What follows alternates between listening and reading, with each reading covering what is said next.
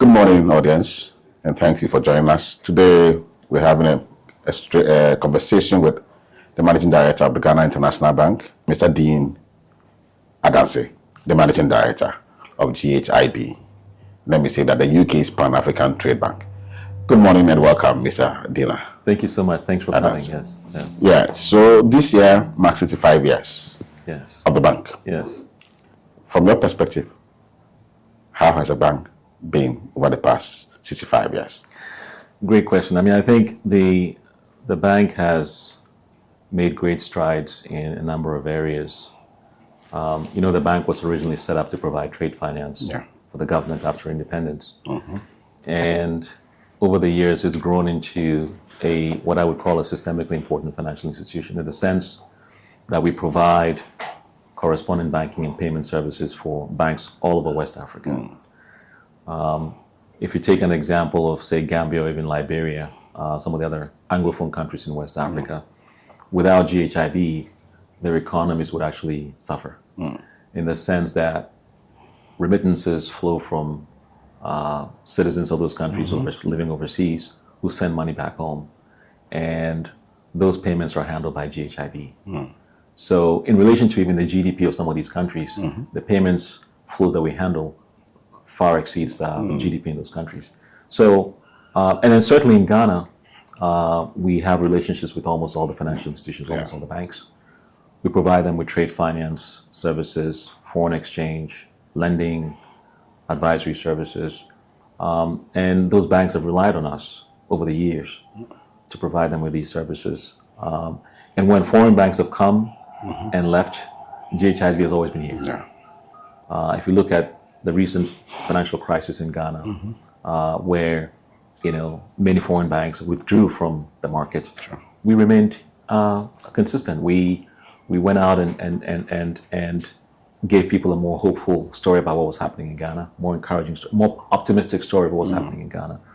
We managed to maintain our relationships and even to grow the business in Ghana over this period. So 65 years, a long time, a lot has been achieved, and I think it's important for us to let the world know what GHIB has been doing the last 65 years, which is why we had the event a few days ago to highlight some of the good things that GHIB is doing to support the Ghanaian and West African economy in the last 65 years. It's good to highlight the fact that the financial crisis have not affected the bank over the past years. So it might be something you're doing right. Yes. So I would say that as bankers, it's our job to anticipate events. And I think we were prepared for the crisis. And we ensured that our liquidity, our balance sheet, our capital levels were strong enough to weather the storm. And that's the position we took internally and with the board in the discussions with the board. The board agreed with us that we needed to fortify the balance sheet, strengthen the balance sheet in anticipation of a crisis. But more broadly, the way we manage our business at GHIB is we're conservative. We understand our risks. We have a good risk culture, which is why, our loan losses, if you look at our loan loss history, is probably one of the lowest in the industry. We've had very, very few loan losses over the course of the last 65 years because we understand our markets extremely well. And we have some very good and capable bankers who structure these deals in such a way that GHIB's interests are always protected. So I would say those are some of the key factors. I just wanted to mention some of the key trade finance things you've handled in Ghana, some of the success stories. If you can mention one or two for us during the course of this. For me, a big one is the fact that we lend to Cocoa Board every year to support their cocoa purchasing activities. We're also the documentary collections agent for Cocoa Board in the annual $1 billion facility backed by receivables from foreign buyers. We handle all the collections associated with that, with a collection agent on that. And it's a critical source of foreign exchange for the government, as you know. We've continued to do that for the last 25 years or so. So I think the work we do with Cocoa Board alone is impactful. We also have relationships, like I said, with almost all the financial institutions in Ghana, the banks, and we confirm letters of credit for these banks and their customers. So take, for example, an exporter in, I don't know, Switzerland or Germany who doesn't understand or wants to understand, how strong a local Ghanaian institution would be. They rely on us, GHIB, to provide a confirmation of that letter of credit, to ensure that they can be paid, to provide, to complete that export to the Ghanaian importer. So it's critical what we do in that sense. And that's why it's so important for us to remain a very, very resilient financial institution, because, one of our key stakeholders, like I said, is these beneficiaries overseas. They look into GHIB as a source of financial strength, which gives them comfort for them to complete their transactions with local Ghanaian institutions. So I think it's critical that we have a strong balance sheet at all times. Would you be able to mention some amounts? I mean, some of the transactions you... Yeah, I think we're still not a very big institution. I would say we're a medium-sized institution by African standards. Sure. But I think when people look at the quality of our loan book, when they look at the quality of our balance sheet, how liquid the balance sheet is, the loan losses we've experienced in the past, I think they get comfortable. In fact, we're required to do a stress test. After the financial crisis, banks are required to do stress tests. And if those stress tests go to the regulator and the bank is found not to have enough capital, they're required to raise additional capital or to have additional liquidity. We conduct these stress tests every year, and the bank consistently turns out to be very, very, very resilient, right? So we make some very, very dire assumptions, economic assumptions, macroeconomic assumptions, as it relates to us in this market. And then we look at the impact on our balance sheet, our liquidity, our ability to lend. And in every instance, every year, we prove to be quite resilient.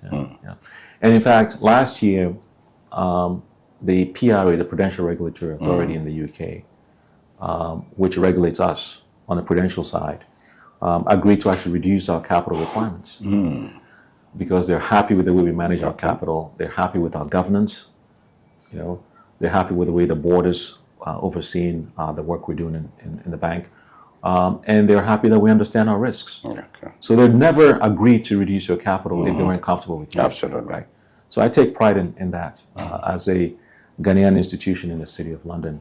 What does being a Ghanaian institution in the City of London mean? Well, I think it should be a source of pride to all Ghanaians, right? That you have a viable, strong, thriving financial institution in one of the major, financial capitals of the world, and has been there consistently for 65 years through thick and thin. Right? If you look at the last 65 years and what's happened globally, you've had,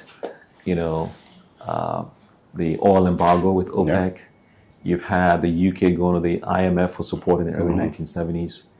You've had the global financial crisis of the 2000s. You had the internet bubble.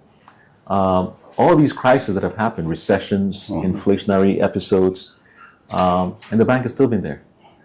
And so we take pride in that. And I think it's because of how we're structured, our focus, and the fact that we really understand our markets really, really well. Yeah. No, right.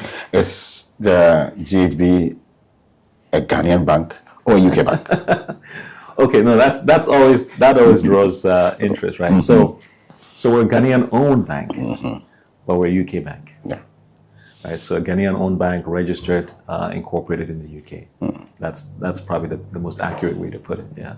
And this is the trade finance business about 80 billion cedis. That's what some people say.